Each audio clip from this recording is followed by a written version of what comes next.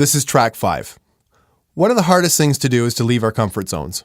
We all get into routine, habits, and behaviors that are, for the most part, extremely repetitive. And now, there's nothing wrong with repetition if we are successful in all areas. But since we're probably not successful in all areas, or at least not as much as we'd like to be, we're all a work in progress. So is repetition really the best approach? Top performers repeat routines as much as poor performers. However, the things they do are obviously very different.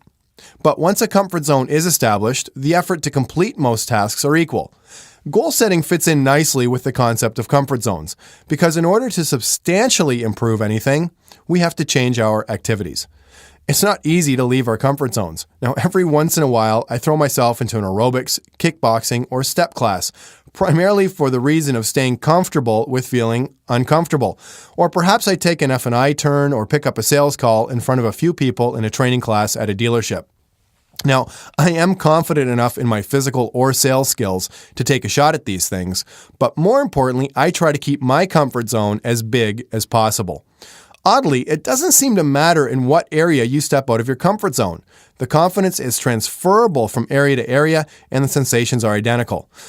Quite a few years ago, I was about 20 years old, and I had started up a small landscaping business with a friend of mine. It was actually through a local bank here, a student venture program. Matter of fact, we were actually nominated for one of the best student businesses of the summer.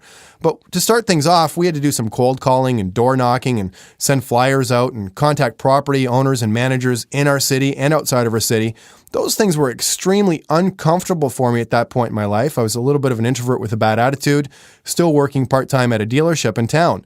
But leaving your zone is not only hard if a task is new, it can be particularly hard if you have already experienced some level of success and are attempting to do more.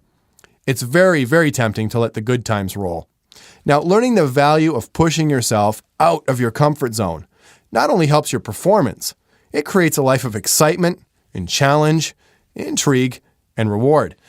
All growth, skill, muscle, attitude, income, relationships, emotional, and learning occurs when we are uncomfortable. I'm not talking about making yourself so constantly uncomfortable that you're unable to function.